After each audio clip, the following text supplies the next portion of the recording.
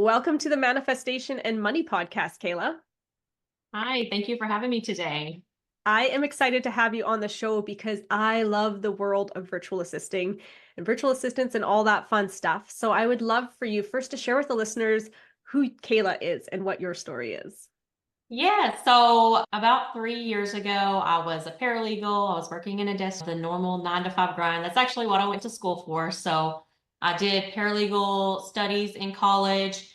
I got out. My first thought was, how am I going to find a job, right? So that was like my main concern. So I just wanted to get into a law office and get my foot in the door. So I did that probably about a month from graduating college. So it's a pretty quick transition. But I think in the beginning, I really missed some of the red flags, wanting us to work overtime, but not getting any additional pay, wanting us to make up sick days. A lot of things just didn't really sit well with me. And I feel like in the back of my head, I was always like, I want to be an entrepreneur, but I have no idea how to get started. What would my first step be? What would my second step be? It was just like something that seems so far out of reach until I came across a virtual assistant training program. I actually found the program through TikTok. So it's like a TikTok link that led me to the training program. I took the program and then it showed me A to Z how to start a virtual assistant's business. And the main thing that really drew me in was one, it was you really don't have to pay anything to get started. So you don't have to invest in training. I would highly recommend it, but you don't have to do that. I mean, you can get started for $0. So it's very low barrier to entry in that sense. And then also in the sense that you don't need additional skills from what you already know how to do in order to offer services to business owners. In my instance, I had experience in legal research and writing. I had some admin experience. So I used that experience and applied it to what I knew or the services that I offered as a virtual assistant. And the magic about it is that you can really do that with any job, any history that you have, any volunteer opportunities you've done. You can pull out things that you're good at, things that you're passionate about, and you can make it into a service package. Fascinating. And this is something that when you work with clients, I'm assuming that you are working out of your own home space and connecting with people globally. Yes, absolutely. So for me, I work out of my home. I have a home office, but I've met virtual assistants who travel all over the world. So they go from one country to the next. That's what they want to do. Ultimately, that's what I'd like to do. But unfortunately, my fiance, he still works in the grind. So my overall goal right now is to get him out of that. And so we can start traveling as well. Oh, that's fun. Is he on board to get out of the grind? I feel like in a way he kind of enjoys it. Like he likes to be out of the house. He doesn't want to be like cooped up in here. And he's like the kind that it's a slow transition into new adventures and things. So like the idea of like just dropping everything and traveling, he's like, oh, I don't know about it. So I'm still in the process of talking him into that. Yeah, all good. I'm just curious because some people are like they like the consistency of that. You're just doing your job and you get to leave at the end of the day and have fun. So I'm always Yes. curious when there's spouses and one does one thing, what the other view is like. So when you say there's $0 entry, like yes, you said ideally you go get trained in something, but if somebody say got let go of their job tomorrow, what kind of things do you think they would have to have access to be able to do a virtual assistant type job? So the very first thing that you want to do is like consider what you're good at and how you could transform that into a service package. And as far as the systems and software that you're going to use, there are so many out there that you can get started for free. You don't have to pay for additional systems. If you have a computer, you have internet access, you can get started as a virtual assistant. Now, there will be some fees. You don't have to necessarily pay it all right away, but it really depends on your area. So if your area has specific requirements for a business license, you might have to do that, but it's very low. I think in my area it was like $15 to do that. Ideally, you can get started for $0 as far as like getting everything set up, getting your software ready to go, and getting ready to actually take on clients. You don't have to put any money up front for that, as long as you have computer internet access and you have your system set up, which again, you could find several free systems like project management software, communication systems like Slack. You can have a free version of that. So it's just like knowing where to look. And that goal in the beginning is to be as cost efficient as possible, right? Because you don't have that revenue coming in. So you don't want to go out and spend a ton of money on systems and things that are going to ultimately put you in the negative in the beginning. So the idea is make it as cost efficient as possible. That's the way I was taught to do it. And that's the way that I teach other people how to do it. Yeah, that seems like a very valid point. And for you, this might be a very personal question. How long did it take you to shift from your desk job where you were working out in the grind to saying, hey, I want to become a virtual assistant and have an income that was actually sustaining your lifestyle? Yeah, so right away, and I don't care to share this. I'm the type of person like ask me about money and I'll tell you about it. So when I started in the law office, I started at $12 an hour, very low. And when I transitioned into virtual assistants, I bumped up to $30 an hour right out the gate. So just using what I already knew how to do, I was already doubling my income in that sense. But yeah, it took me about 3 months to get to the point where I had enough clients to sustain long term and be able to make that transition. Mm-hmm. Okay. And that to me is a pretty low turnaround time, like to Yeah, get a absolutely. business up and going and actually getting revenue coming in. And I think the fascinating part of this is like you touched on, if you have access to Wi-Fi and a computer, you pretty much have access to connect with people anywhere that need your services. And Mhm. this might be a wild card question here.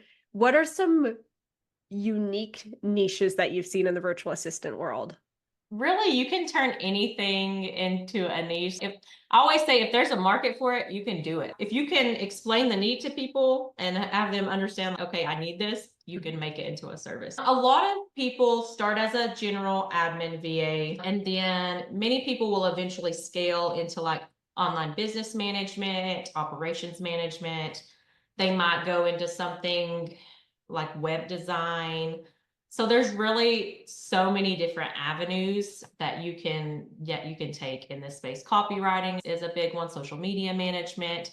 That's what I went into. So I started out, my idea was that I wanted to be an admin VA to start, but I quickly found that the need for social media was so big and it was something that I was interested in doing. So I quickly transitioned into social media. Yeah, helping people get their reach out there. And I immediately in the podcast world, I think, man, like the stuff that goes into a podcast, the editing and the social media of that, like I bet a VA could completely take on the role of editing and uploading someone's Yes. podcast for them, right?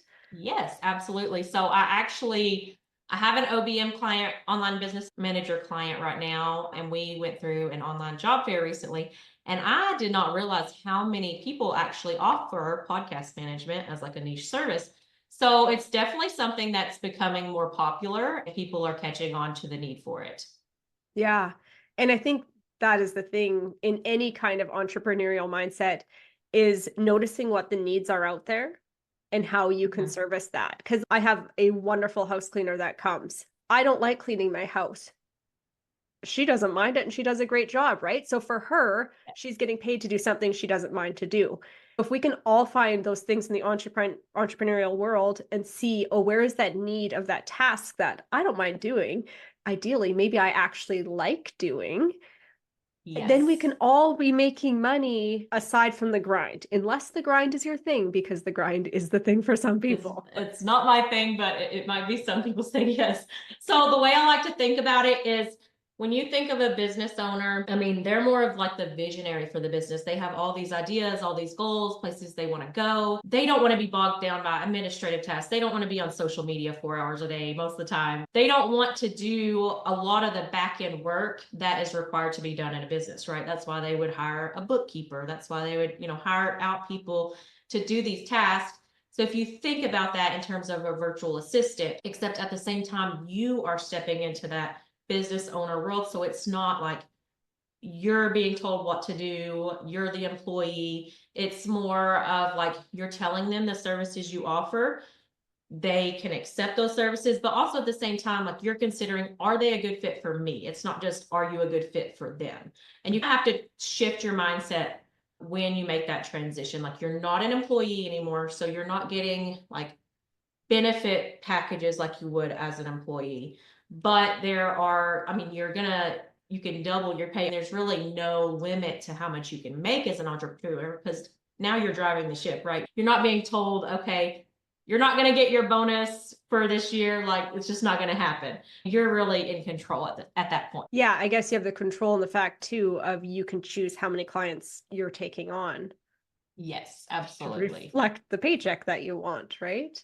Yeah. And I mean, one big thing when people get started in this, as an entrepreneur in general, it's like, what is the risk? Would it be safer to just be an employee? How much am I risking if I do become an entrepreneur? Am I going to get clients? But if you think of it in terms of if you have 4 clients and you need to let one client go, you still have 3 other streams of income coming in.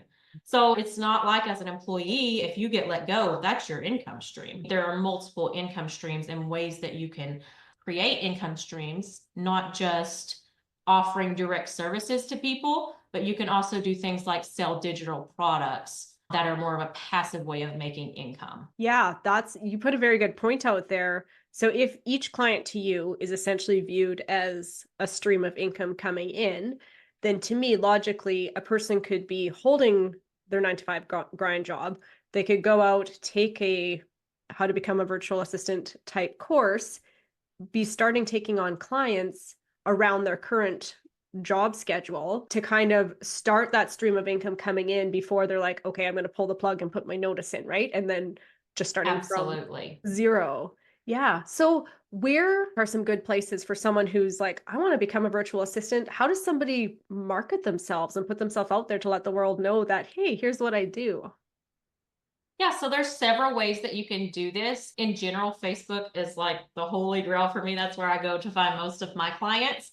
But really, any social media platform you can find clients within. Facebook is just like a central hub that virtual assistants hang out, clients hang out in Facebook groups, they post jobs in Facebook groups. So that's where I go when I'm like, okay, I want to find a new client. That's the first place I look is in Facebook groups because you can find virtual assistant specific groups and clients go in there and they'll post like, hey, I'm looking for a virtual assistant who can do admin work. I need someone who can do social media. Like they are actively looking for virtual assistants in these groups. There's also third-party platforms like Upwork and Fiverr that's where people post what they're looking for. On Upwork, you can let them know, hey, this is my experience. This is what I bring to the table. On Fiverr, you create yourself a profile and then people reach out to you for your services. So you can also do things like that as well. Okay, so you're planting the seeds in different spots to have a trickle of Absolutely. people Yeah. from. You said you were able to start charging $30 an hour, and I don't know if part of that is you coming from the legal world too, right? So you're probably able to hit a different target pool. What is the range of prices you see for people charging for VA? No, so what's really great about virtual assistants is $30 an hour is actually like baseline. I've seen virtual assistants charge upwards of $50 an hour. Now, if you're more of a niche support, say you did social media management for therapists or something like that, you're looking at upwards of $60 plus an hour. Now, I see a lot of people post $25 an hour jobs. I don't look at those often. Like 30 is my baseline minimum, but you will see on average 25 to 30 an hour if you're looking in the Facebook groups. Again, that's for like admin, social media management. As you get into more specialized services and you find your way in the virtual assistance world, you can definitely scale what you're charging up as you go. Okay, and that makes sense in the sense that if you are, say, you said use the example of like a therapist or something, if you're somebody who knows the internal workings of the systems of how that job operates, you are more valuable, I imagine, than them trying to Yes. train a green person who doesn't understand the nuances of that type of Yes, career. that's absolutely like what your thought process needs to be like. What is their perception of value for this? If they have someone who's an admin, just a general admin, or they have someone who can do admin work for therapists who has that experience already, they can even charge a little bit more just for that service because they understand the systems already. Mm-hmm. They That might understand HIPAA laws and everything that goes into running that sort of business. mm-hmm. Yeah, cool. I would love for you to share maybe what some of your favorite parts of being a VA are, and the good, bad, and the ugly, what you dislike and what you love about it. Sure. The thing that I love about it as someone who struggles with adult ADHD is just like there's so many different avenues that you can take. So if you get into a service and you find, I don't really like this as much as I thought it would, you can always pivot into something else. Like the Mm. opportunities are endless. And yeah, so I've actually got into operations management now, and I'm working on shifting my business a little bit into that as opposed to just solely offering VA services. So yeah, the opportunities are really endless.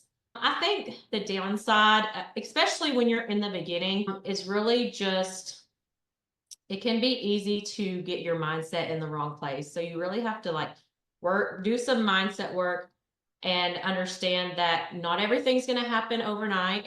It doesn't matter what you see on TikTok. Like people don't get this overnight success. Like a lot of people make it seem like they do. It takes work to get to the point to where you want to be. So just setting that expectation, setting realistic goals for yourself is really going to help your mindset. That makes sense. Let's sling around here to how you are in this world of VAs and you also help people become VAs. Is that correct? Yes, so I actually have a Facebook group, a free public Facebook group. It's called the Beginner Virtual Assistant. That's where people can go right now to get free resources to get started. So I have a virtual assistant's checklist, just like it gives you step by step the things that you need to have in place before you start looking for clients. And then, yeah, I have several resources in that group. You can go in there also and ask questions. There's other VAs that hang out in the group, and there's also clients that hang out in the group. So I have a few people recently who have posted job opportunities in the group as well. Okay, fun. And now in there, can people like ask you questions and stuff, or is it more a hub of connecting the dots to the people who are VAs and those who have the VA services? Both. So I actively manage the group. I go in, I answer questions, I welcome new members, and I let them know exactly how they're going to find the free resources. But yeah, so you can use it. You can ask questions, post in there directly. If you need to ask me a question, you can always tag me. And then you can also ask just general questions for other virtual assistants. So it's really just go in there and ask away. Okay, excellent. And so for somebody listening today who's like, yes, this is something that I feel like I want to check into for myself, where is the first place that you think they should go? So I would first start out in, like I said, this Facebook group. You can also visit my website. It's Kays, KAYS, Also have a few resources on the website. I'm in the process of launching my full program, but that's not quite open doors just yet. So I would say if you want to keep a check on everything and be notified whenever the doors do open for that program, certainly get in here, get into the Facebook group. If you sign up for just one of the freebies, then you're automatically going to be on my list of people to notify when my program launches. Okay, perfect. Is there any final words that you have to say about being a VA that you would like to add? I would say if you're tired of the 9 to 5 grind, just make the leap. It's really not as scary as our minds like us to believe. You know what I think it is too? I think it's not as scary as society has taught us that it Yes, is to that as be. well. I feel Yes. like we go to school as kids and they're almost pre-training us to be employees in the you get your recess Yes. break, you get your lunch break, you listen to the teacher, you show up at this time, you go home at this time. It's a safe model, right? I For heard everyone. a really great perspective recently that kind of solidified why that happens. And if Mhm. you think of it in terms of like where the teacher's coming from, like they're an employee themselves, they're not an entrepreneur. So of course they're going to instill that framework on you because that's all they know how to do 99% of the time, right? They're not in that entrepreneur world, so they don't necessarily know how to teach about it. Mhm.